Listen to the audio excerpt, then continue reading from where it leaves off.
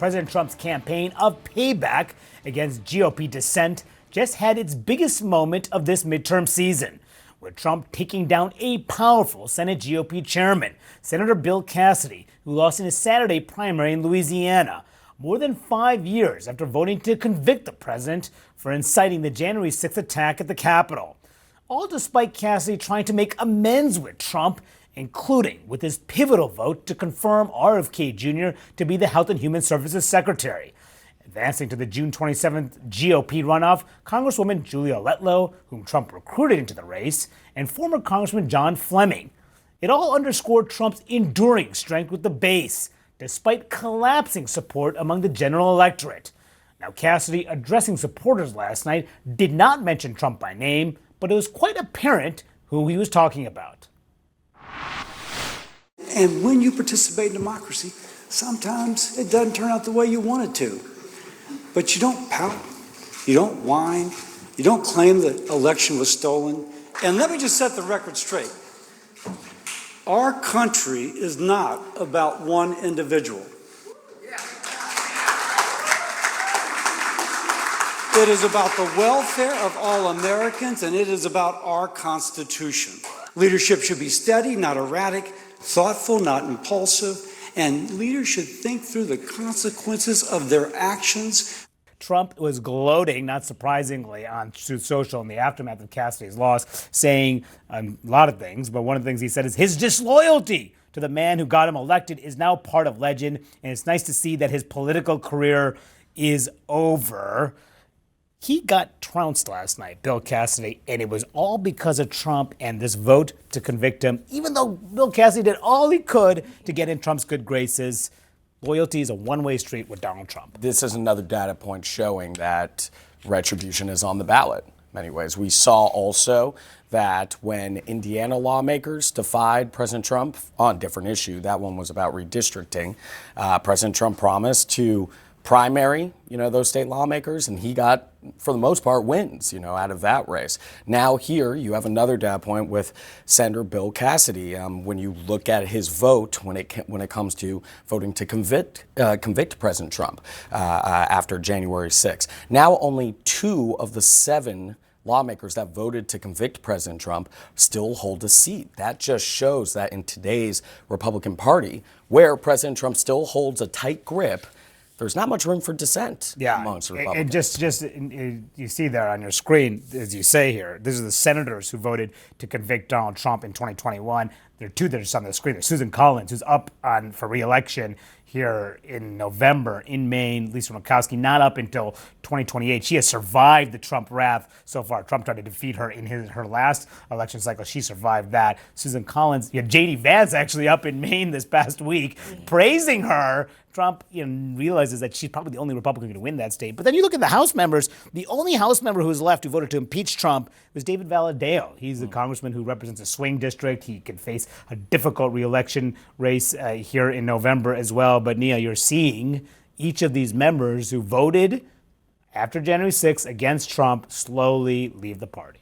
Yeah, listen, and some of these folks obviously decided not to run. Bill Cassidy did decide to run. He sort of tried to get back in good graces. He had that statement there where he said, leadership, people in power have to think about the consequences of their actions, where one of the consequences of his actions is that RFK is a very powerful person. And, one of the things that's going to be interesting, I think, to watch Cassidy is what he does now, right? He sort of came out swinging in that statement against Donald Trump. He obviously has a number of months left in the Senate. Is he going to be a thorn in the Republican Party side as they try to do Trump's bidding on any number of issues?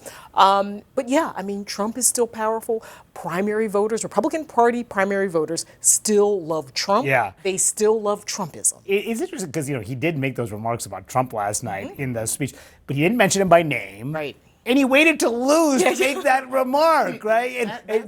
Before you jump in, I just wanted to show the viewers to see just how much he lost by. When you look at the results from last night, this is as of this morning, Julia Letlow won 44.8%. Cassidy, just 24.8% of the vote. That is staggering, Isaac. Yeah, and look, beyond the part of the speech that you played, he said, they're talking about people using other levers of power. They're about serving themselves. They're not about serving us, and that person is not qualified to be a leader. That's what, as you say, Bill Cassidy said once he lost. But what we have seen in every chance that he really was faced with it since that conviction vote, he's done what he could to try to get back into Trump's good graces. And so he has this now very familiar pattern, which is the person who Trump targets does everything, again, to appeal and show loyalty and show loyalty. Trump is not, as Olin was saying, ever responsive to that because he doesn't feel loyalty is a one-way street. It's about really obedience more than loyalty. And then this revelation that happens once they say, I've had it or I've lost or whatever, then they start talking about apparently how they really feel. Yeah, right. But, maybe would it have worked? Maybe not, but maybe that, you got to pick a side because now you've angered the people who don't like Trump and you've angered the Trump allies, right? Yeah. And you brought up the RFK vote, right? We talk often about his January 6th vote, but also his vote after expressing concerns as a doctor, right, to then confirm RFK as health secretary. That then also alienated some of the more moderate voters as well, who might have been energized by the stance he was taking against President Trump. I do think a key factor, though, too, is it was a closed primary, right? And that doesn't favor any lawmaker that might be willing to hold President Trump accountable or reach across the aisle. You basically had a primary where only Republicans or Democrats rather than... The issue then goes into November because these same voters are only part of the electorate, right? And so you can show all your allegiance to Trump. All of these Republicans in the Louisiana Senate race, it won't be as much of a factor as it will in others. I mean, but the red states. Where Donald Trump is at 31% or so in polls, if you are completely obedient and full of allegiance to him, is that what general election voters will want? Yeah. We'll see. And Cassidy spent an enormous amount of money on the air. Look at this, $22.9 million, trouncing the amount of Julia Letlow and her allies spent compared to Cassidy and his allies. And John Fleming, who is in that runoff, which is in June, spent a fraction of all of that, but Cassidy will not be in that runoff. Sean, you wrote in your new book, Trump 2.0, that Republicans need to pay attention to internal threats within the party. Yeah. So I'm guessing what we're seeing with Cassidy, what we saw in Indiana, and what we could see with Thomas Massie next week are examples of that. Well, I would not categorize certain people as threats that you just listed, but I would say that the point of the book was to contrast what happened in Trump 1.0 to Trump 2.0 and why it's different. The vetting that's gone on to ensure that people don't come in to subvert the will of the American people when it comes to the president's agenda. There's a big difference. I think Thomas Massie's been very open with his criticism of President Trump and some of his policies, but we had people in Trump 1.0 that came in under the guise of serving President Trump and then openly bragged about how they were subverting the will of the American people, how they were going into meetings to stop the agenda and doing it quietly and behind the scenes. So there's a big difference. I think President Trump's made his critique known of people who publicly choose another side, whether it's the senators in Indiana, Thomas Massie, Bill Cassidy, and others. So there's a big difference on the continuum of threat, but I think there's a big difference between people who come in under the guise of I'm here to support your agenda and then undermine it once in office. And as I bring you in, I do want to put up on the screen a graphic of, just going back to Cassidy, of the Republicans who voted to impeach Donald Trump for whatever his role was in the January 6th insurrection. They obviously thought it was a big one because they went against their party and against their president to vote. Yes, excuse me. These are the House members. We'll start here because they voted to impeach them.